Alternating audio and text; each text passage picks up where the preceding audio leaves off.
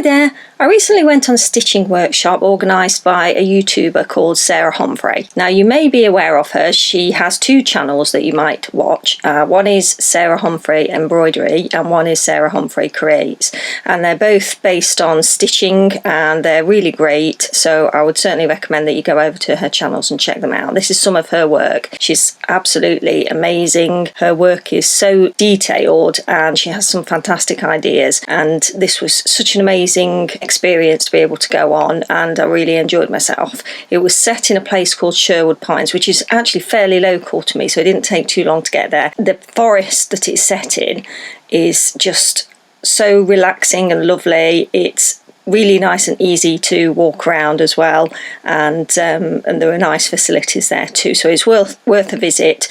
That's Sherwood Pines if you ever get a chance to go there anyway. Now, we were encouraged during the workshop to sort of look closely at some of the nature that was around, so I took a few photographs, but while we were there we just sort of took inspiration really from the environment, from the area.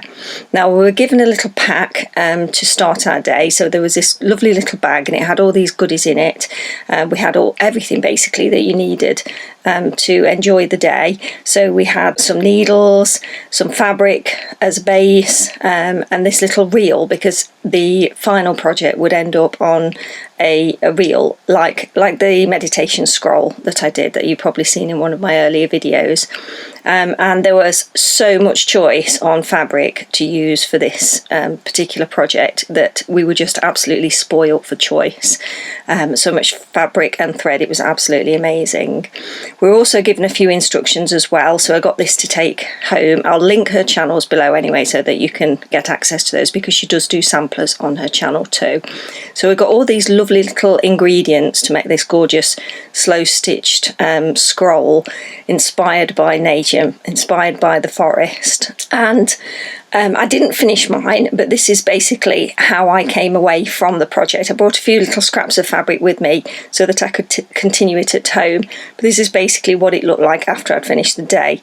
Now, Sarah did give us some tuition on how to do certain embroidery stitches. As you know, I'm not great at embroidery. I'm not really into embroidery. I'm more into sort of slow stitching, really basic stitches, but she did teach us a few little embroidery stitches, so I was able to practice a little bit of the embroidery stitches since I've come back. And this is basically what my project looked like when I came out. I wanted to keep it quite abstract as a background, and I wanted to build up some layers and add some detail onto it afterwards.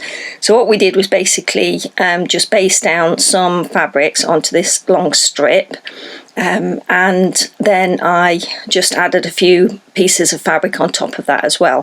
Now, taking inspiration from the surroundings and also some of Sarah's work, I decided to just add a few little elements on top when I got home. So I took some of this fabric, some of these scraps. I didn't need much, but I picked out some pretty colours that really sort of resonated with me, and these are the pieces that I picked out that I thought I could really use to add a bit more detail. So just a few little scraps really.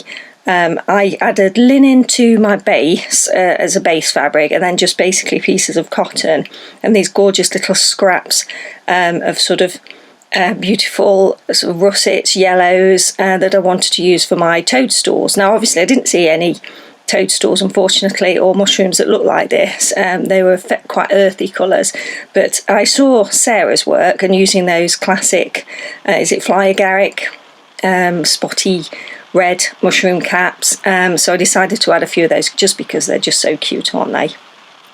Very fantasyful. So I decided to add some of those when I got back. So I basically just cut up a few scraps of fabric and made a few little domes to make it look like little mushroom caps, and then I just slow stitched those on top. Then, because we're in the forest and a lot of the trees, obviously it's Sherwood Pines, so they're all pine trees basically, and there is some information about the place. I'll link that below so that you can read up on it if you like. But they were very, very tall trees, very tall, straight pine trees. And that sort of really stuck out to me, the fact that they were so tall and lots of sort of straight, narrow trunks, basically, for want of better description. So I wanted to add that to my piece because that's something that stood out to me and I wanted to remember that's part of the day. So what I did then was use some of these scraps of fabric that I brought back, and I picked out this gorgeous velvet. I don't know how you'd say, I just sort of spaced it randomly so that vision of the tall trees in front of me, or the trunks in front of me, sort of came across on my piece. Now, like I say, I'm not particularly good at embroidery stitches, but I did use some chain stitches because, like Sarah said, we were to look closely at some of the textures, and I thought the texture of some of the trunks reminded me a little bit of chain stitch, so I decided to add a little bit of that just to add a bit of texture to my pieces of fabric. Now we were looking up and down and all around, and obviously on the floor there were a lot of pine cones. Now I did find this quite challenging. There was a lot of texture as well. I absolutely love this piece of broken up wood that was there. It was a bit challenging to try and depict these particular pieces, but what I did was pick some fabrics that I thought sort of aligned with those colours, and I just added a few random stitches to try and bring that across. That was my basic idea of stitching some pine cones, which isn't very good, and I've still got a bit of detail to add to that. Now the greenery, that was there was just an abundance of greenery around us and some absolutely beautiful shapes. Now I've still not added much to this portion of it yet, and I still want it to look cohesive, so I've still got a bit of work to do on this. But what I did do is take inspiration from the grasses and leaves and things like that, and you just wanted to add lots of different green colours. So I basically, when I got back, I just went in with some of the pieces that I had pinned down on the day, and I just tried to add a few random stitches to the greenery that I picked out, just trying to mimic the fact that there's so many different colours of green in that particular area. I just used some random seed stitches, and Sarah did show us how to do an eyelet stitch, and I think it was a star stitch, but I chose to do an eyelet stitch because I'd never done that one before, and I thought that added it was almost like a mossy type texture it added to it, so I really like that, and it almost reminded me a little bit like daisies.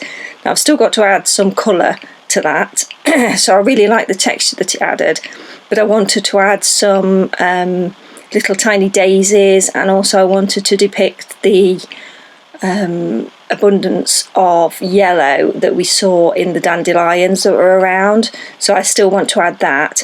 And although I have got some really pretty ribbons that I could add for the dandelions, I actually don't have any white embroidery floss for the daisies, unfortunately. I didn't pick any up because I wasn't thinking about it on the day, and I actually don't seem to have any white thread that would work, that would be thick enough, I think, to work. So I've got to get myself some of the white embroidery floss before I can finish that, but I did pick out some ribbons.